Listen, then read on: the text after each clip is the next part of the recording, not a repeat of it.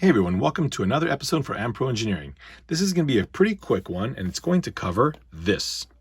These are the roll bar lights for the Axial SCX-10-2 1955 Ford F100. These are available on Shapeways as well as MyMiniFactory. And this bar, just as a heads up, this bar is supposed to be there because what it does is it sets the spacing of the lights and it also prevents them from individually rotating. Now you are welcome to cut this off if this is unnecessary to you, but just note that this is there for a reason. From Shapeways, you're going to get the entire setup here.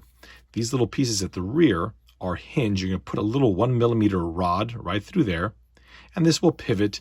And here is where you will install a M3 screw. You'll tap this hole here. Oh, can't see it there. You'll tap that with an M3 bottom tap and just screw that into place, and that will retain it onto the roll bar. And on the inside, you can glue a 5mm LED. You'll have to cut the legs off and very carefully fish some small gauge wire through this hole here at the rear and route the wiring under the body. The first thing that we have to do is go ahead and paint these. Now I'm going to paint them in a semi-gloss black because even though I like the whole chrome look, I'm going to do the black because then this can be painted in chrome so that the lens that goes over it will really pop. Speaking of lenses, these are the lenses that you can also order with it. These are a custom Pro lens and they just pop right in here. There you go. Has a little Hella type cat in there if you can see it. Now these are printed and these have already actually been clear coated, but these are the ultra detail plastic from Shapeways. So if you do purchase these and have I would recommend printing these with a higher end resin printer. You can see these details here probably will not survive an FDM. Painting was completed and I changed my mind. I painted everything in a matte black, which is a color that I use for almost everything. Then I thought, you know what, these aren't gonna look black. This is kind of a flashy truck, so let's paint them chrome. So I just masked off the black and then painted the chrome. And this is a Rust-Oleum chrome that I've been using for years and years and years, and it really, really came out nice. I mean, it's definitely not chrome, but it's not bad. So there's where we are. Next, we're going to install the LEDs. So I'll put that down to do that. And I just note that I have an entire video on wiring LEDs, so I won't get into too much detail here. So I've got these 3 warm white LEDs, and I have 3 resistors. So these warm white LEDs are 3.3 volt LEDs. These resistors, therefore, are 150 ohm, and the power source, which is going to be the receiver, is 6 volts. We have to trim off the legs on the diode in order to get them to fit. The long leg is positive, the short leg is negative, and in fact, on the diode itself, you can notice there's a little flat spot right where the glare is, right there. The problem is it's not that easy to see, so what I'm going to do is get my black Sharpie out and just mark this, and we can wipe it off later. This just makes it more noticeable, that's it. Next, we'll come in here with the side cutters and snip off the vast majority of the legs. And I only want about 2 millimeters of the leg sticking off, okay? Just like that. And next we need to wire it up. I've already tinned the wire, and I'm gonna do the same thing with the legs on the diode. Now the thing is, diodes are very easily damaged by too much heat, so you got to be quick. So it's a little bit there and a little bit there, and let it cool off. I've got this oriented so the far one, or the one furthest from me, is negative. Here is my wire. The wire is 28 gauge. Okay, so we'll just line these up, and that's it. Same here as before. Now there is a hole here on the back side, you can see that. And we'll take our wires, we'll just slot that right in and pull it out one at a time.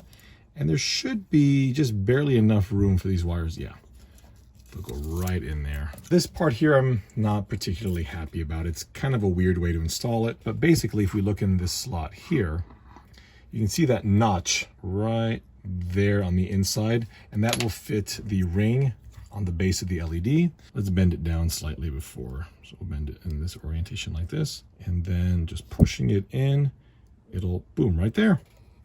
That's in. So you're probably thinking, well, that's not gonna stay. And you're right, it's not gonna stay. What you'll do is just put a dab of super glue at the base and you're done. Before you glue it in, what I like to do is take a coin cell battery. Coin cells are usually 3 volts, and just tap it to either side of the wire and just make sure that it works, because that would be kind of unfortunate if you get everything soldered in, glued in, put the lens on top, and it fails. Okay, we have 3 M3 by 5mm long screws. These are the retainers that we cut off of the back of the light housings. That's where the little screw is right there. Now these are held in by a little pivot point right here. So you put a little rod in there and that swings open. That rod is designed to be a 1mm diameter rod. Also, all of these holes here have been drilled out. They're 2.5mm holes, and then they were tapped with an M3 bottom tap. So starting here, we'll just drop in the retainer, take our 1mm bit. Now, I actually didn't have to drill any of these out. The rod just kind of went in, so hopefully that'll work that way with you as well. Just wiggle that, and there we go. And I'll put a little dab of super glue there. That's it.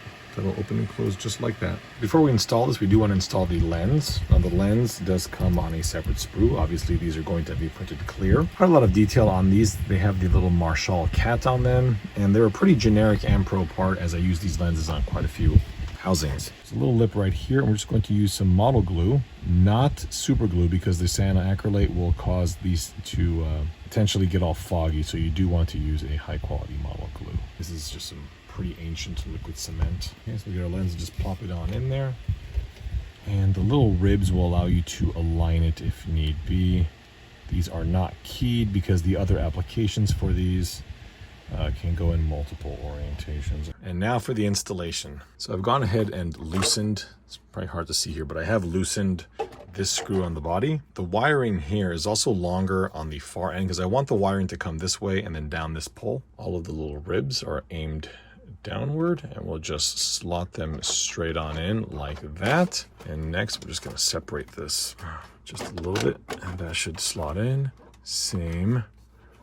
There you go, that's in. And there we go, they are all in now. Now that rod that holds the 3 together is what it's going to help them be equally spaced. And now they're all in. Okay, it is flexible, however, though, so if you push on this one here, that one's not going to move. At least if you push on it a little bit. If you shove it way back, it's very likely that rod might snap off. Of course, it depends on the kind of material that you use to print it. Okay, so next, it's going to be a fair bit of fun to route all these wires in a appropriate fashion. So I'm going to run these down here and slide them right between the bed and the body. So on the flat side of the body, not on the sharp edge of this silver painted plastic. Actually, I think before we do that, we probably should screw them down so they don't move around. From the side, you just want to ensure that they are, in fact, perfectly vertical or even aiming slightly downward. We'll take our 5mm long Phillips screws and just line that right on up. Okay. And when it stops, that's enough. Solder the 150 ohm resistors to the positive leads, and now we're going to go ahead and cover them with some heat shrink so that this area here doesn't come into contact, and these 3 will all be bridged to a single wire. All right, the negative wires are wired up, so are the positive with the resistors, and then I've already got a pigtail right here for the loom I made for the rest of the car, and now we're done. Well, with everything reassembled, let's go ahead and turn the lights on, and hopefully they work. Nice. Oh, that looks good. I'm a huge fan of the warm white. They look really yellow here, but in person they just look like white. Oh, looking pretty good here, I think. Well, there it is, folks. I hope you enjoyed this upgrade. It's, probably not a good idea for a basher, but if someone's got a night running rig or you just like that look, I know I'm a huge fan of it, then this might be the way to go.